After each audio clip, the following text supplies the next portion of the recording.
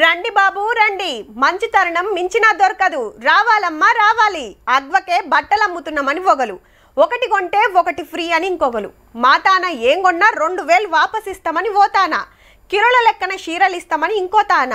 పండుగలు పబ్బాలు వచ్చినాయంటే ఇట్లా ఆఫర్ల మీద ఆఫర్లు పెడుతుంటారు దుక్నాల కాడ. అగో ఆసంటదే ఓ ఆఫర్ నడుస్తుందిలా, కానీ దుక్నం కాడ కాదుల్లో. ఆఫర్లని చెప్పి బండ్లాపి చెకింగ్ చేసుడు చూపిస్తారేంది అంటారా? ఆఫర్ పెట్టిందే ఉత్తమ డ్రైవర్ల కోసం మరి.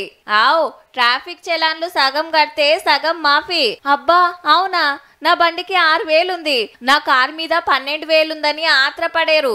మన కాడ కాదు, కర్ణాటకల చలాన్ పడుతుందన్న బుగులే లేకుండా రయ్యమని ఉరుకుడు, రాంగ్ రూట్ల దంచుడు, ముగ్గురెక్కి పోవుడు, సిగ్నల్ జంపు చేసుడు, సర్కస్ ఫీట్లు చేసుడు.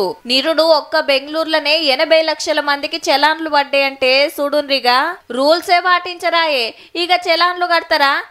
ఆపిన్నాడు చూద్దాం తీయని లైట్ తీసుకుంటున్నట్ట డ్రైవర్ అన్నలు. ఇట్లయితే లాభం లేదని 50-50 ఆఫర్ పెడితే మత్తడి దుంకినట్టే ఉరుకొస్తుండ్రబ్బా. 10,000 ఉంటే 5,000 కడితే కథం మరి. గీ అన్న బండి మీద 46,500 పెండింగ్లుంటే సగం కట్టి లొల్లొడిపించుకున్నాడు. 7 రోజులల్లనే 7 లక్షల మంది 20 కోట్లు కట్టేసిండ్రంటే మామూలు ముచ్చట్నా మరి. లెక్కకైతే 40 కోట్లావు. హబ్బా పైసలే పైసలని ట్రాఫిక్ వాళ్ళు మురుస్తురట గాని చలాన్ లేసేది దేనికి సార్లు?